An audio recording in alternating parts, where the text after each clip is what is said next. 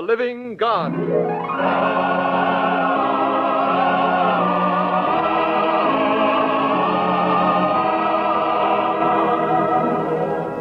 You will hear William Gargan as the roving announcer, Una O'Connor as the old woman, and Pedro de Cordoba as the voice of Jesus in the greatest drama of the ages, the living God.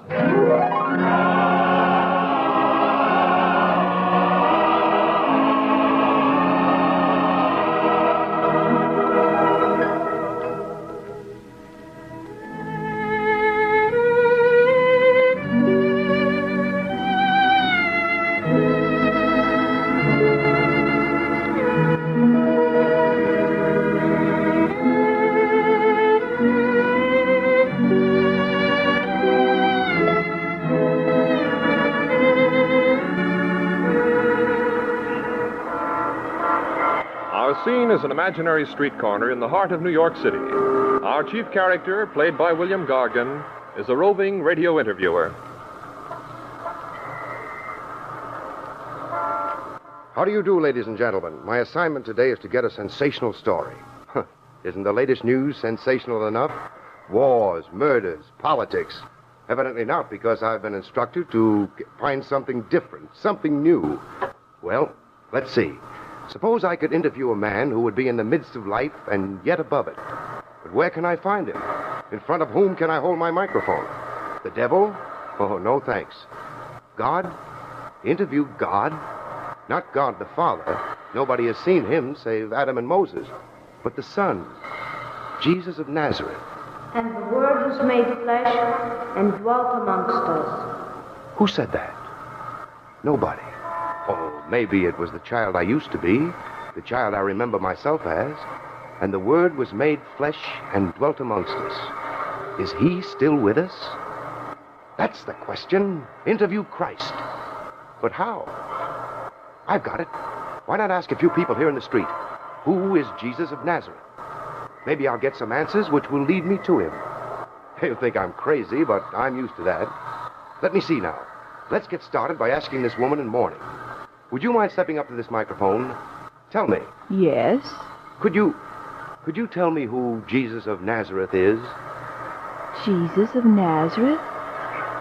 He is the one who up there will give me back forever my husband and the child that I have lost. He is the one who gave me strength to bear it all. Thank you. Thank you ever so much. Well, there's a man going in that stage door. He looks like an actor, maybe a great artist. I beg your pardon, sir. Can you tell me If you want free tickets, go to the management. Oh, no, that isn't what I want. An autographed picture of me? No, just a simple question. Who is Jesus of Nazareth? Jesus of Nazareth? It's the noblest part anyone could aspire to. Thanks. Thank you, sir. Oh, here comes another man. He looks like a professor. Pardon me, sir. If you want an interview, would you please be kind enough to choose a better place than the street? Just a simple question, sir. Who is Jesus of Nazareth? Jesus of Nazareth? He's the only being whose thought makes those who have genius feel like being modest. Thank you, sir. Oh, here comes a priest who will perhaps give us the right answer. Father? Father? Yes, I'm in a hurry, my friend. What can I do for you? Who is Jesus of Nazareth? Jesus of Nazareth? Eternal life. I am bringing him now to a dying person. The Holy Sacrament. But if you want to know more, go right across that street. Yes, in that church. Many thanks, Father. Well, let's cross the street and see. I wonder what that big crowd on the steps of the church is all about. An old woman is on the corner selling palms. I'll talk to her. Here, hurry up, mister. Buy a branch of palms and go in. The blessing is about to begin. What is all this, anyway? It's Palm Sunday. Didn't you know? Oh, I forgot. But what is Palm Sunday? On Palm Sunday, Christ enters Jerusalem in triumph. You mean 19 centuries ago he did? This very day, Christ is still alive. You mean to tell me that Christ is still with us? Where can I find him? In there, in the church. Where else do you think? Go on in and see for yourself. take this book with you. Follow the guides. John, Matthew, Mark, and Luke. Without them, you'd be lost. The gospel? No, thank you. What? You're running away. Why? Are you afraid?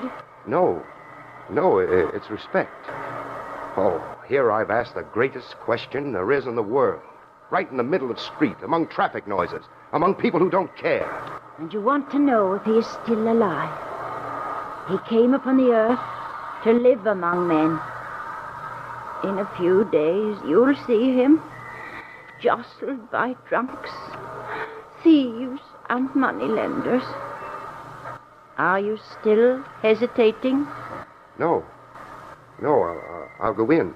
Thank you. That's right. Do your best, and I'll do mine. And if at times during this coming week you hear me beside you, don't be startled. It will be because I'm praying hard for you and thinking of you.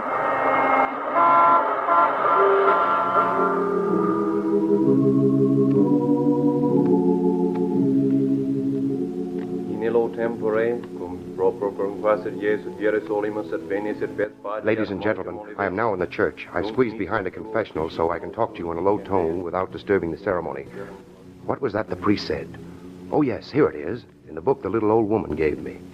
And when they drew nigh to Jerusalem, and were come to Bethphage unto Mount Olivet, then Jesus sent 2 disciples, saying to them, Go ye into the village. Ah, those 2 disciples. They might have been my contact with Jesus of Nazareth.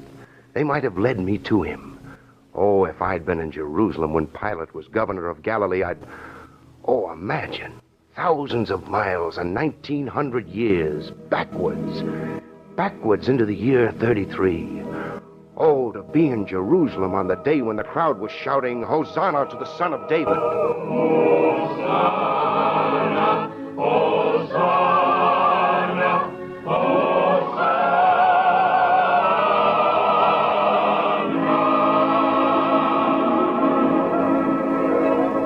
With the chanting of the choir, this dim light and incense transporting me, why can't I lift my voice with the others in their hosannas? Why can't I join in the ancient Jerusalem my memory pictures? The throngs as they gather and move about, hear them, see them. Why can't I mingle the present with the past? Priest is saying, let me see if I remember my Latin. Oh, yes, the children of the Hebrews carrying branches of the olive tree. Why, I can see the children. I can't see the walls of the church anymore. Why, I'm out of doors. But where? Is this incense or is it dust? It's dust. I'm in a street decorated with palms. They're on the ground, on the sides of the houses, everywhere. The people are wearing robes. Am I in Jerusalem in the year 33? I'll try to find out a little more by asking this old woman in front of me. It's amazing how closely she resembles the palm vendor in front of the church. I beg your pardon. Are you looking for the place where the prophet is going to pass? The prophet? Yes, Jesus of Nazareth. The procession will go right by this door. Jesus of Nazareth. I am in Jerusalem. Ladies and gentlemen, I've just about time to describe my surroundings to you before the procession arrives. It can't be far off, for I already hear the cheers. From the top of the slopes of the Cedron, where I am right now, one can look down upon the city and the temple. The sun is shining on the temple and on the rooftops. The people are now strewing the path where Jesus is going to pass with their woolen cloaks. Women and children are waving palms. Here comes the procession. There's the prophet. He's riding on a donkey. Come. I felt the touch of his garment and he smiled on me. I'm sorry, but I can't see him yet. Here, take my place in the front row. Oh, thank you. Now, do you see him? Oh, I do. Oh, words. I have no words to describe him, ladies and gentlemen. Forgive me, but I'm sure some among you have a better picture of him than any I could give you. As he rides by, he is blessing the little children and the sick. I'm going to ask this kind old lady beside me to help me find John and Peter, and especially the mother of Jesus. I haven't yet found his mother.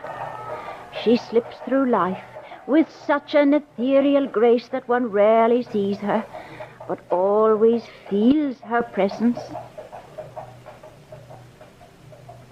Jesus has passed. He's going toward the temple. I'm moving along with the crowd. He enters the temple. And now, the crowd is stirring ominously. Outside the temple, there are shouts and tumult. What's this? The merchants are rushing out of the temple as if in panic.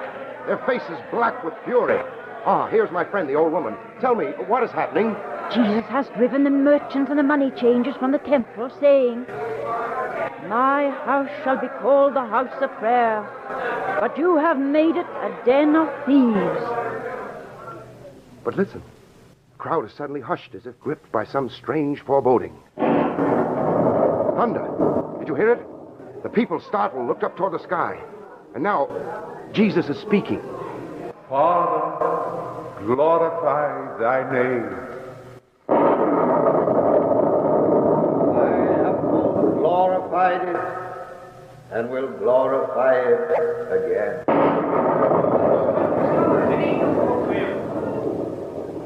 Jesus is going to speak again. I'll try to get up closer. Excuse me, please. Oh, here we are. He that believeth in me doth not believe in me, but in him that sent me. And if any man hear my words and keep them not, I do not judge him. For I came not to judge the world, but to save the world. He that despiseth me and receiveth not my words hath one that judgeth him. The word that I have spoken, the same shall judge him in the last day. For I have not spoken of myself, but the Father who sent me, he gave me commandment, what I should say and what I should speak. And I know that his commandment is life everlasting. The things, therefore, that I speak, even as the Father said unto me, so do I speak. The words of Jesus. Now night is falling. Jesus and his disciples are leaving on the road to Bethania. Nobody is left in the street. And yet I feel as if someone is approaching. Yes, coming towards me is a Galilean woman, half hidden in her veils. I can see that she is beautiful, but of a beauty that is not of this world. Tell me, who is Jesus of Nazareth? Her eyes are filled with tears, and a faint smile is trembling on her lips. No, don't answer me. Don't tell me. Your answer would be so final that there would be no need for me to go on with my radio journey. Oh, sorrowful mother, can you be she of whom the angel said, "Hail, Mary, full of grace, blessed art thou amongst women"?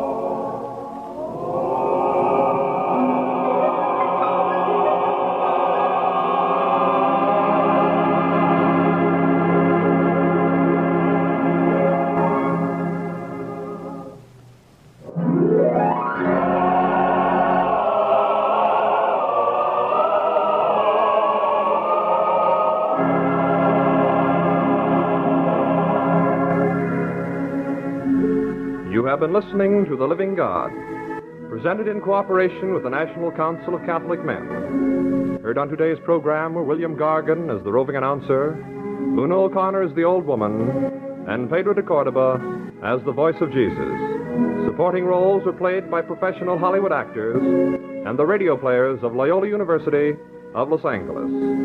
Special musical scoring and effects by Robert Mitchell and his St. Brendan's Boys Choir. The Living God has been adapted from the French of Sita and Suzanne Millard. This program has been produced under the direction of Martin Work.